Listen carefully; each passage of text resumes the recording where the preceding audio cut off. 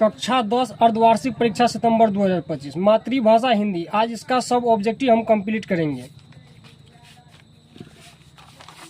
तो देखते हैं पहला नंबर क्वेश्चन कि कौन भाववाचक संज्ञा है। तो कौन इसमें भाववाचक संज्ञा यानी मिठास, जिसमें भाव प्रकट हो उसको भाववाचक संज्ञा कहेंगे। विद्यालय कहें तो जातिवाचक है, विद्यालय क्या है, जातिवाचक। सुमित क्या है, व्यक्तिवाचक। टेबुल क्या है, जातिवाचक। और दूसरा नंबर क्वेश्चन देखें, कौन समूहवाचक संज्ञा का उदाहरण है। समूहवाचक संज्ञा का उदाहरण गुच्छा, गुच्छा क्या है, समूहवाचक संज्ञा। मित्रता क्या है, भाववाचक संज्ञा। सजावट क्या है, भाववाचक संज्ञा। हिमालय क्या है, व्यक्तिवाचक संज्ञा। सिंधु किस संज्ञा का उदाहरण है। तो सिंधु यानी एक नाम की तरह है सिंधु, तो सिंधु व्यक्तिवाचक संज्ञा है।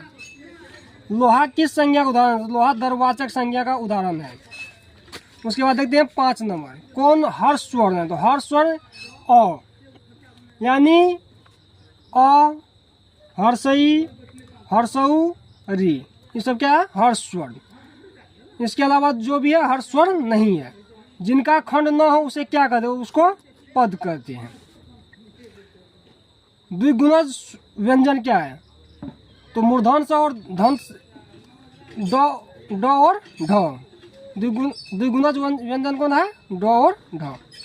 कौन संयुक्त स्वर नहीं है। ई जो है संयुक्त स्वर नहीं है। उसके बाद कंठ से कौन सा ध्वनि निकलता है। तो कंठ से ए निकलता है।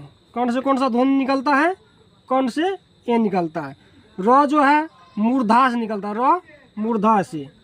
ल जो है दंत से निकलता है। स जो है ये भी मूर्धा से निकलता है।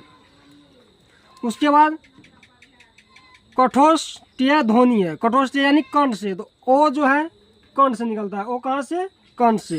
य जो है तालु से। य कहाँ से निकलता है, तालु से। ई भी तालु से, चौ भी तालु से। उसके बाद बात करेंगे ज का उच्चारण स्थान। तो ज का उच्चारण स्थान कहाँ है, तालु। ब का उच्चारण स्थान ओष्ठ। ब का उच्चारण स्थान ओष्ठ। अंतस्थ व्यंजन का उदाहरण नहीं है। अंतस्थ व्यंजन, अंतस्थ व्यंजन का उदाहरण नहीं है। यानी फ अंतस्थ का उदाहरण नहीं है। यानी य र ल क्या है, अंतस्थ का उदाहरण है। स्पर्श व्यंजनों की संख्या कितनी होती है, स्पर्श व्यंजन की संख्या 25। उस व्यंजनों की संख्या 4 होती है। उस व्यंजनों की संख्या 4।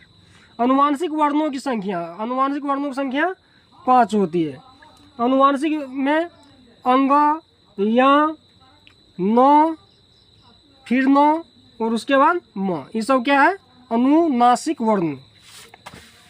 उसके बाद बात करते हैं संपृक्त ध्वनि का उदाहरण। संबल जो है संपृक्त ध्वनि का उदाहरण है। वर्णों के आधार पर ध्वनि के कितने भेद है। वर्णों के आधार पर ध्वनि के 3 भेद हैं। गिरीश का संधि विच्छेद, गिरी प्लस इस, गिरीश का सही संधि विच्छेद है। अति प्लस आवश्यक यानी अत्यावश्यक का संधि विच्छेद है। कौन व्यंजन संधि का उदाहरण नहीं है। तो यानी व्यंजन संधि तोड़ने पर हलंत न आए। तद्रूप जो है व्यंजन संधि का उदाहरण है। तद्रूप क्या है, व्यंजन संधि का उदाहरण है।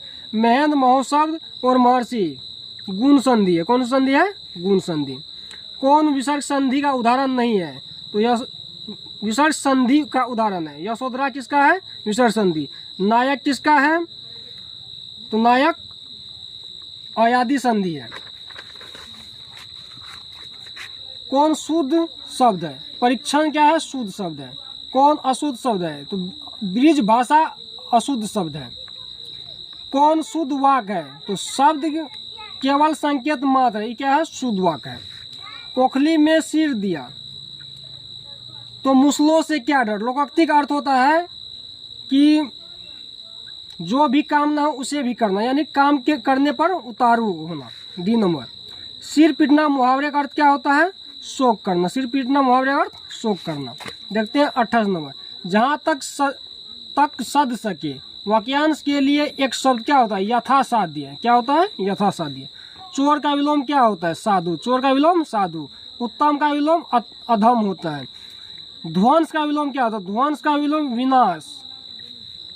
कौन देवता का पर्यायवाची है। देवता का पर्यायवाची सूर, अमर, देव। पूछ रहा है पर्यायवाची नहीं है, तो परकंपन पर्यायवाची क्या है? नहीं है। पंडित का पर्यायवाची मनीषी है, बुद्धिमान भी होता है।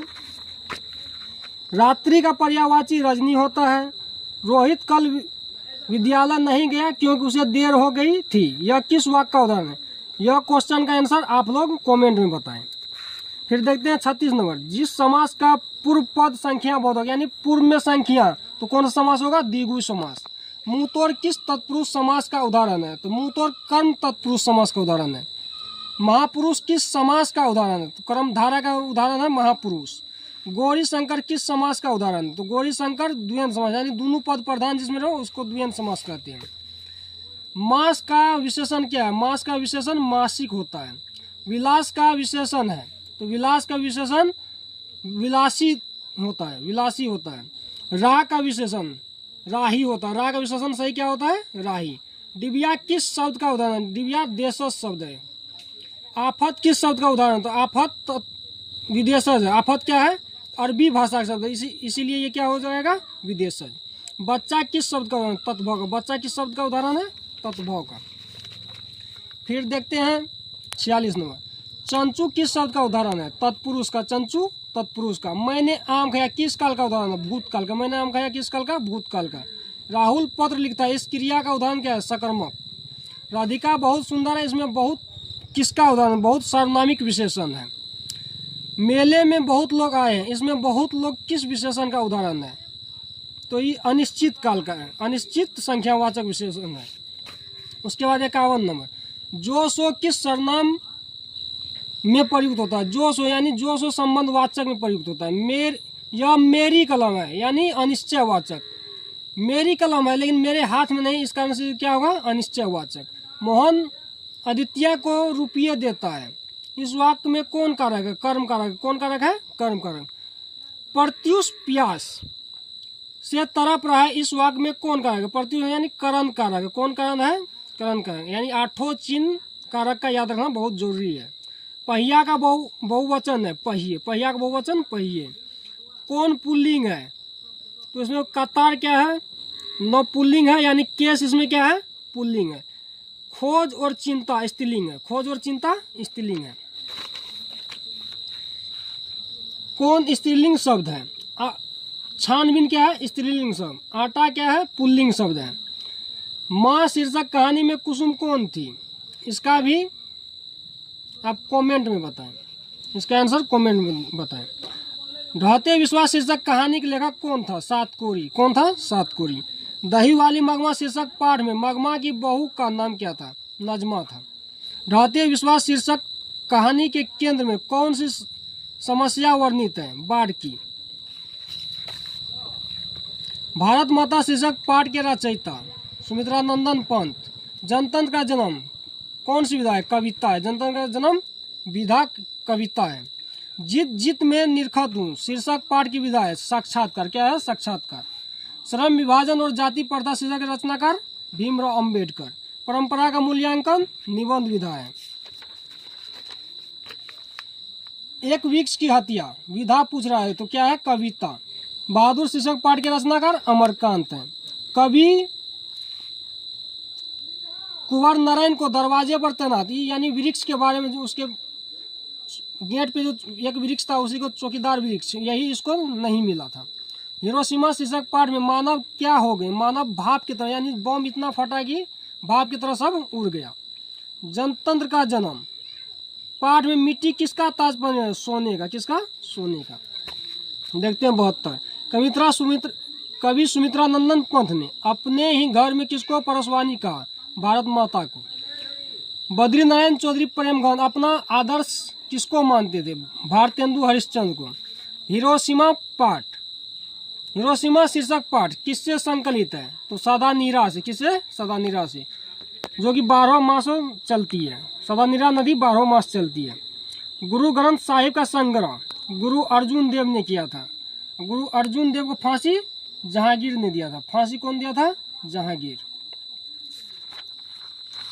अगर पूछ ले कि गुरु अर्जुन देव सिख के कितने नंबर के गुरु थे? तो 5वें गुरु थे। कौन सा गुरु? 5वें गुरु। उसके बाद प्रथम गुरु गुरु नानक थे।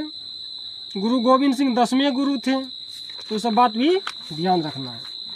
कवि रसखान किसके परम भक्त थे? तो कृष्ण के परम भक्त थे। इन मुसलमान हरिजनों पे कोटिन हिंदू वार्य, यह कथन किनका है? भारतेंदु हरिश्चंद्र का। किसका है? भारतेंदु हरिश्चंद्र। सुजान कौन थी?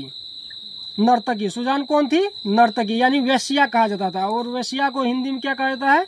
नर्तकी। वेश्या को हिंदी में नर्तकी। वेश्या थी यानी सुजान वेश्या थी। इसको वेश्या ऑप्शन में नहीं तो क्या होगा आंसर? नर्तकी। बिरजू महाराज अपना सबसे बड़ा जज किसको मानते थे? अम्मा को। टॉल्स्टॉय कौन थे? टॉल्स्टॉय रूसी लेखक थे। इसी के साथ 80 ऑब्जेक्टिव समाप्त हुआ है। अगर वीडियो अच्छा लगे तो वीडियो को ज़्यादा से ज़्यादा शेयर करें और पूरा वीडियो देखें।